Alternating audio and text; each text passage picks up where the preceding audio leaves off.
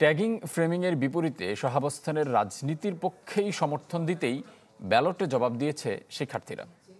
প্রভাব খাটানোর পরিবর্তে শিবির অবস্থান নেয় শিক্ষার্থীদের স্বার্থে। ক্যাম্পাসে ফ্রি মেডিকেল ক্যাম্পিং সহ নানা আগাম কর্মসূচি ডাকসু নির্বাচনে এগিয়ে দিয়েছে ছাত্র শিবিরকে। আবু সাদিক সহসভাপতি। প্রতিষ্ঠার ৪৮ বছরে শিবিরের সবচেয়ে বড় অর্জন ডাকসু নির্বাচনে ২৮টি পদের মধ্যে ২৩টিতে জয়। ভূমিধস জয় পেয়েছে জাকসুতেও। দলীয় পরিচয়ের বাইরে গিয়ে শিক্ষার্থী বান্ধব নানা কর্মসূচি আর ভবিষ্যৎ পরিকল্পনায় বিশ্ববিদ্যালয়ের সাধারণ শিক্ষার্থীদের মনোযোগ কেড়েছে। সাথে ছিল দীর্ঘমেয়াদী গুছালো প্রস্তুতি। হাসিমুখে সকল প্রশ্ন গ্রহণ, যুক্তিনির্ভর উপস্থাপন আর ইনক্লুসিভ প্যানেল শিবিরের এই ভূমিধস জয়ের মূল কারণ বলে মনে করছেন বিশ্লেষকরা। ছাত্র শিবিরের সম্ভবত নির্বাচন নিয়ে তাদের প্রস্তুতিটা অনেক বেটার ছিল। নারীদের কাছে পৌঁছা, তারপরে ধরেন এই ইনক্লুসিভ প্যানেলের ধারণা দেওয়া, এই সব কিছুই আমার কাছে মনে হয়েছে খুব শিবিরকে একটা বাড়তি সুবিধা দিয়েছে। এই যে ছাত্র শিবিরের যে প্যানেল তো পরে দিয়েছে, কিন্তু তাদের যে প্রধানতম যারা ব্যক্তি তারা কিন্তু পুরো সময় ধরে, বিপ্লব পরবর্তী সময় ধরেই তারা ছাত্রদের সাথে শিক্ষার্থীদের বিভিন্ন ইস্যুতে তারা কাজ করেছে। এটা একটা বিষয়। সেকেন্ড, সেই তুলনায় আবিদকে আমরা অনেক পরে ইন হতে দেখেছি।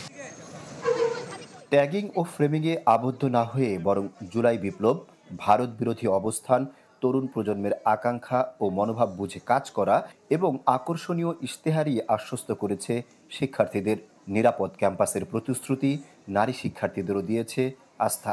কমন ইন্টারেস্ট আর স্পেসিফিক ইন্টারেস্ট, তো এখন সেই যদি শিবিরের ইশতেহারে নিশ্চয়ই ছাত্রদল বা বাম যে ছাত্র সংগঠন তাদের যে বিষয়গুলো অন্তর্ভুক্ত ছিল, থাকার ফলে গ্যাপ ছিল না। থাকার ফলে কি হয়েছে, তখন সাধারণ শিক্ষার্থীদের বেশি মাত্রায় তারা তাদের পক্ষে টানতে পেরেছে।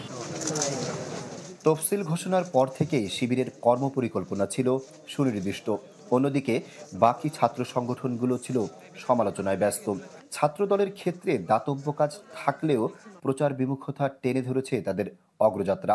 ছাত্রদলও নাকি কিছু কাজ করেছে, যদি সেটা করেই থাকে তারা সেগুলো প্রচারে আনতে পারে নাই। আনা দরকার ছিল তাদের ওই বিষয়ে। আসলো না কেন? শিবিরেরটা আসলো, তাদেরটা আসলো না কেন? প্রচারের জায়গাটাতেও অনেক হেড, মানে শিবির অনেক আগায় ছিল। বিশ্লেষকদের মতে ডাকসু ও জাকসু নির্বাচনের ফলাফলে স্পষ্ট দলীয় প্রভাব নয়, বরং গুছালো ও শিক্ষার্থী বান্ধব নেতৃত্বই বেছে নেবেন নতুন প্রজন্ম। আহমেদ সোহাগ, চ্যানেল 24, ঢাকা। নতুন বাংলাদেশ গড়তে এলো জুলফিকার স্টিল। জুলফিকার স্টিল, ইস্পাত দৃঢ় অঙ্গীকার।